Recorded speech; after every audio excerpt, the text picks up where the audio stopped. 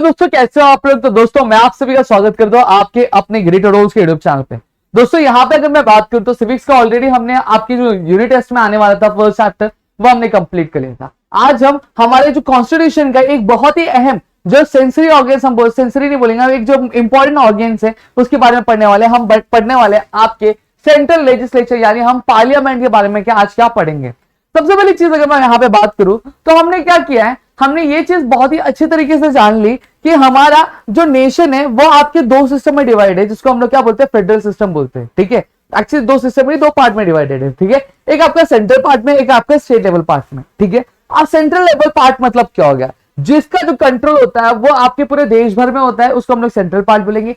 State level मतलब क्या होता है, जैसे महाराष्ट्र है तो महाराष्ट्र की चीफ मिनिस्टर है तो उनका जो पावर है महाराष्ट्र तक ही चलेगा। महाराष्ट्र की बाउंड्री जैसे ही खत्म हुई आपकी गुजरात चालू हो गई तो गुजरात में उनका पावर चलने वाला नहीं है। क्लियर हो गया। तो इस तरह से दो लेवल पे क्या काम होता है। सबसे पहली चीज अगर मैं बात करूं तो सेंट्रल लेवल पे अगर मैंने बात किया था कि आपके जो तीन ऑर्गन है कौन से, एक आपका लेजिस्लेचर है, एक आपका एग्जीक्यूटिव और एक आपका जुडिशरी। ठीक है, अब लेजिस्लेचर का काम क्या होता है, लॉज बनाना, कानून पास करना। अभी हाल ही में अगर मैं बात करूं तो आपके पार्लियामेंट में कि कई सारे आपके मॉनसून सेशन चल रहा है आपका पार्लियामेंट का, ठीक है, लोकसभा का। अब वहां पे कई सारे जो बिल है वो क्या किए जा रहे हैं, वो पास किया जा रहा है, अप्रूवल लिया जा रहा है। समझ में आ गया। अब हाल ही में एक आपका जो एक एक्ट पास किया गया था, दिल्ली सर्विस एक्ट, यहाँ पे क्या पास किया गया है। ठीक है, तो ऐसे बहुत सारे जो आपको किस्से कहानियां क्या देखने मिल रही है। अभी हमारे जो राहुल गांधी जी है उनका भी एक जो इवेंट है वो बहुत ही ज्यादा क्या सुर्खियों में चल रहा है, न्यूज में अगर आप देखेंगे तो आपको पता चलेगा। ठीक है, अब यहाँ पे पार्लियामेंट जो है, सबसे पहली चीज मैं आपको बता दूं, लेजिस्लेचर में आपकी दो लोग आते हैं, एक आपका पार्लियामेंट हाउस आता है और एक आपका कौन आता है, एक आपके प्रेसिडेंट आते हैं। कमेंट सेक्शन में एक बार बता देना कि अभी करंट प्रेसिडेंट कौन है हमारे देश के, उनका नाम हमें जरूर बता देना। ठीक है, अब यहाँ पे हमारे एक दोस्त है वो लिख रहे पेपर बीएमएस का, लेकिन उनका जो दिमाग है वो सिविक्स में भी चल रहा है थोड़ा सा। ठीक है, बेसिकली हमारे फ्यूचर लीडर है वो। अब यहाँ पे अगर बात करूं तो जो हाउस है हमारा दो पार्ट में डिवाइड है, एक आपका लोकसभा और एक आपका राज्यसभा। क्या, एक आपका लोकसभा और राज्यसभा। अभी 2024 के इलेक्शन आने वाले आपके लोकसभा के, तो आप इस पे क्या करना एक बार कमेंट में बता देना।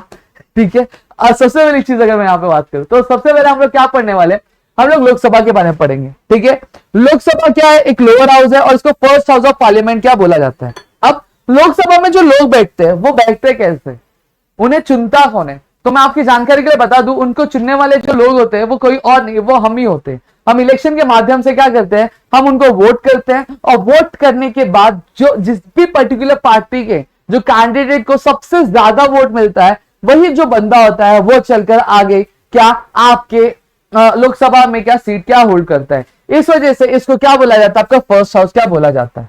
ठीक है, अब जो इलेक्शंस होते हैं वो आपकी टेरिटोरियल कॉन्स्टिट्यूएंसीज के बेसिस पे होते हैं। अब इलेक्शंस का इंटरवल क्या होता है, जैसे मैंने आपसे कहा कि इलेक्शन जो होता है वो हर 5 साल में एक बार इलेक्शन होता है। अब जो हर 5 साल में इलेक्शन होता है उसे हम लोग क्या बोलते हैं, उसे हम लोग जनरल इलेक्शंस बोलते हैं। क्या बोलते हैं, जनरल इलेक्शन, जैसा आपको यहाँ पे लिखा हुआ है। अब हो सकता है कि अब चलो एक बार कहानी ले लेते हैं। हमारे एक दोस्त से पाठक जी और हमारी, हम दोनों की क्या बनी, एक सरकार बनी। क्या बनी, सरकार बनी। आज सरकार बनने के बाद 1 साल बाद हम दोनों के बीच में क्या हुआ, एक दरार आ गई। क्या आ गई, दरार आ गई। अब दरार आने का जो रीजन XYZ कोई भी रीजन हो सकता है कि उनका और मेरा जो परसेप्शन ना मिलता हो, मेरा जो मोटिव था उनका जो मोटिव था वो ना मिलता हो, कुछ क्लैशेस हो गए या फिर उन्होंने मेरा समोसा चुरा के खा लिया, इस वजह से क्या हो गया, क्लैशेस हो गए। अब हमारी क्या हो गई, गवर्नमेंट टूट गई। ठीक है, हमने क्या कोलिएशन किया था, यानी गठबंधन करके क्या हमने सरकार बनाई थी। ठीक है, अब यहाँ पे क्या होगा कि अब सरकार, अब क्या हो गई, सरकार टूट गई, अब वापस से इलेक्शंस हो सकते हैं। ठीक है, अब जब 5 साल पूरे होने से पहले, जब 5 साल पूरे होने से पहले ही आपके जब इलेक्शंस होते हैं तो उस तरह के इलेक्शंस को हम लोग क्या बोलते हैं, आपके मिड टर्म इलेक्शंस बोलते हैं। क्या बोलते हैं हम लोग उसको, मिड टर्म इलेक्शंस बोलते हैं। इतनी चीजें क्लियर हो गई, पक्का। अब आगे बात करता हूं।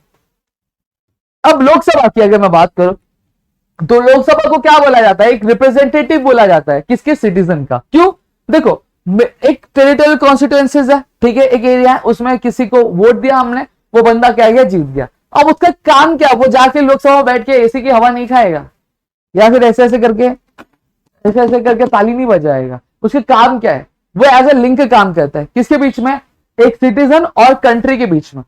क्योंकि उसे चुनने वाला कौन है, उसे चुनने वाले हम हैं, तो उसकी जिम्मेदारी क्या बनती है कि हमारी जो दुविधा होगी, हमारे जो प्रॉब्लम्स होंगे, हमारे जो इश्यूज होंगे, उन्हें सरकार के सामने रखेगा और उनसे ये क्या करेगा, उनसे दरख्वास्त करेगा कि भैया ये जो मेरे लोग हैं, इसके जो रीजन है, इन रीजन की जो प्रॉब्लम है इन्हें क्या सॉर्ट आउट करना है। उसकी जो डेवलपमेंट की पूरी जो जिम्मेदारी होगी उसके कंधों पर आ जाएगी। तो ये उसका काम होता है। तो हमारी प्रॉब्लम्स को वो सुनेगा, सुनकर आपके गवर्नमेंट के सामने रखेगा और गवर्नमेंट क्या कहता है फिर वो चीजें वो हमें क्या बताएगा। तो ये एज अ क्या करता है, हमारा रिप्रेजेंटेटिव काम करता है। अब हाँ, सारे जो सिटीजन है वो जाके लोकसभा में तो बैठ नहीं सकते, सही बात है, बहुत ज्यादा मेस हो जाएगा। तो इस वजह से एक रिप्रेजेंटेटिव क्या चुना जाता है। जैसे अगर आपके क्लास में कुछ प्रॉब्लम हुआ, कुछ चीजें हुई, आप किसको बताते हो, आप जाके अपने सीआर को बताते हो। तो सीआर जाके आपकी क्लास टीचर को या फिर जो प्रिंसिपल्स होते हैं या फिर कोऑर्डिनेटर होते हैं आपके स्कूल के, उनको जाके क्या वो बताता है। अब कोऑर्डिनेटर क्या बोलते हैं, फिर वो जाके आपको क्या बताता है। तो इस तरह से क्लास रिप्रेजेंटेटिव बोला जाता है, जो आपके बिहाफ पे पूरे हर क्लास को क्या करता है, रिप्रेजेंट करता है। क्लियर हो गया। अब टोटल जो मेंबर्स होते हैं आपके लोकसभा में कितने, 552 मेंबर्स होते हैं। कितने मेंबर्स होते हैं, 552 मेंबर्स होते हैं दोस्तों, ठीक है। अब यहाँ पे कुछ सीट्स क्या होती है, रिजर्व होती है, शेड्यूल कास्ट की होती है, शेड्यूल ट्राइब्स की होती है, वुमेन्स की सीट भी क्या होती है यहाँ पे क्या आपकी रिजर्व रहती है। आपने सुना होगा जब इलेक्शंस होते हैं तो सीटें आती है, तो कई बार ऐसा होता है कि शेड्यूल कास्ट की सीट आई है, शेड्यूल ट्राइब की सीट आई है, वुमेन्स की सीट आई। तो इसका मतलब क्या होता है, जैसे फॉर एग्जांपल बोलसर हमारा इलाका है, ठीक है, यहाँ पे इलेक्शंस के दौरान वुमेन्स की सीट आ गई। अब इसका मतलब क्या होता है, इसका मतलब क्या होगा, इसका मतलब ये होगा कि अब वो जो पर्टिकुलर इलेक्शन जो होने वाला है उसमें सिर्फ जो महिलाएं होंगी वही क्या कर सकती, कंटेस्ट कर सकती, कोई भी मेल जो है कंटेस्ट नहीं कर सकता। अब वहीं पे अगर आप बात आ गया कि शेड्यूल कास्ट वाला आ गया, सीट आ गई, तो वहां पे जो बंदा शेड्यूल कास्ट का वही इलेक्शन कंटेस्ट कर सकता है, ओबीसी कास्ट वाला या फिर ओपन कास्ट वाला बंदा जो है इलेक्शन कंटेस्ट नहीं कर सकता वो पर्टिकुलर इलेक्शंस के लिए।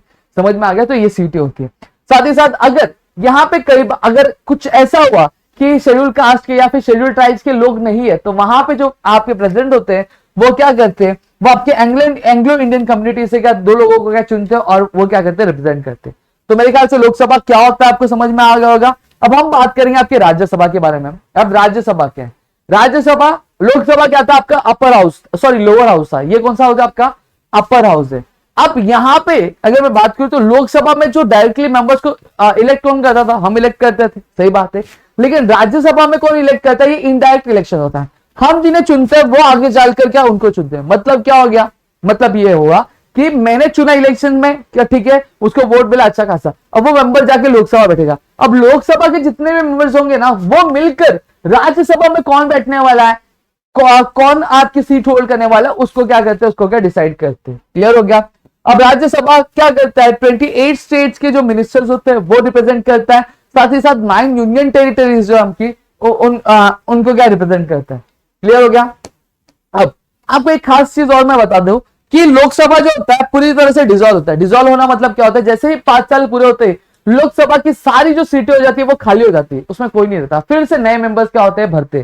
कैसे भरते, क्योंकि हर 5 साल बाद क्या होता है आपका इलेक्शन होता है, तो नए मेंबर्स आते हैं, तो नए मेंबर्स क्या होता है, फुलफिल होते हैं। लेकिन राज्यसभा में ऐसा क्या है, राज्यसभा कभी भी डिसॉल्व नहीं होता है, पूरी तरीके से खाली नहीं होगा, क्योंकि एक पर्टिकुलर स्टिपुलेटेड टाइम होता है। स्टिपुलेटेड टाइम पूरे होने के बाद क्या होता है, एक नया मेंबर क्या अपॉइंट क्या कर दिया जाता है। समझ में आ गया, इतनी चीजें क्लियर है। अब यहाँ पे राज्यसभा में कितने मेंबर्स है, 250, वहां पे कितने थे, 552 मेंबर्स थे, ठीक है। वहीं पे अगर बात करूं उसमें से 238 मेंबर्स को चुनता कौन है, चुनने वाले जो होते हैं वो लोकसभा के लोग होते हैं, और बाकी के जो बच्चे वो उन्हें कौन चुनता है, 12 बच्चे ना, तो 12 को जो चुनने वाले वो जो लोग होते हैं वो आपके कोई और नहीं, वो हमारे जो प्रेसिडेंट होते हैं देश के, वो क्या चुनते हैं। अब ये 12 लोग होते कौन से, आपके अलग अलग डिसिप्लिन है, मतलब अलग अलग फील्ड, जैसे क्रिकेट का फील्ड हो गया, आपका एंटरटेनमेंट का फील्ड हो गया, आपके अलग XYZ फील्ड हो गया। तो उनमें से क्या होता है, उनमें से क्या लोगों को चुना जाता है। आपने शायद से सचिन तेंदुलकर को कभी देखा होगा, आपने गौतम गंभीर को देखा होगा, तो ये सारी चीज लोग क्या इसी बेसिस पे क्या चुने जाते हैं। क्लियर हो गया।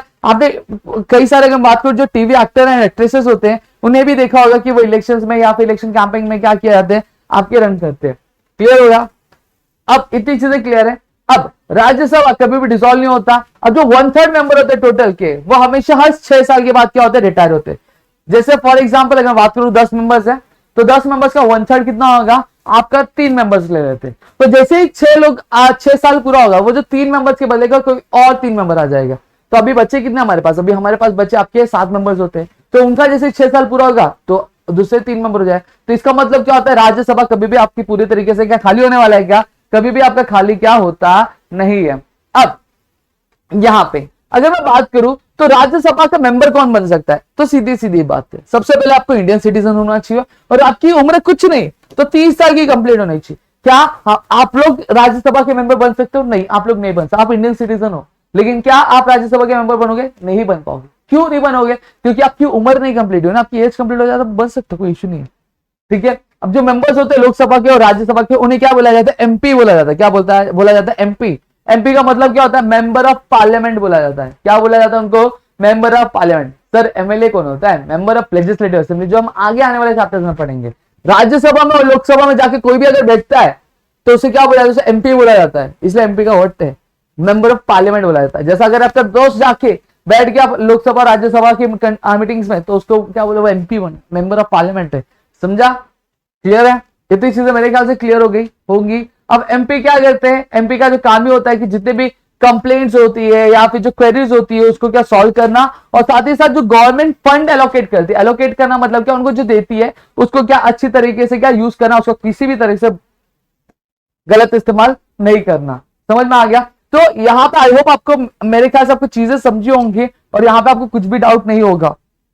तो यहाँ पे आज के लिए बस इतना ही। हमने 2 टॉपिक्स कंप्लीट किया, आपके लोकसभा और राज्यसभा। आने वाले लेक्चर में भी हम आपके जो पार्लियामेंट की आपकी जो चीजें होती है, यानी फंक्शंस होता है, फिर काउंसिल ऑफ मिनिस्टर्स क्या होता है, ये सारी चीजों के बारे में हम क्या डिस्कस करेंगे। तो आई होप आपको चीज समझी है तो प्लीज वीडियो को लाइक करिएगा। चैनल सब्सक्राइब नहीं किया तो चैनल को सब्सक्राइब करो, अपने दोस्तों से शेयर करो, ताकि ऐसे और कई सारे वीडियोस हम आपके लिए करा सके और आपकी एग्जाम की क्या तैयारी हम करवा सके दोस्तों।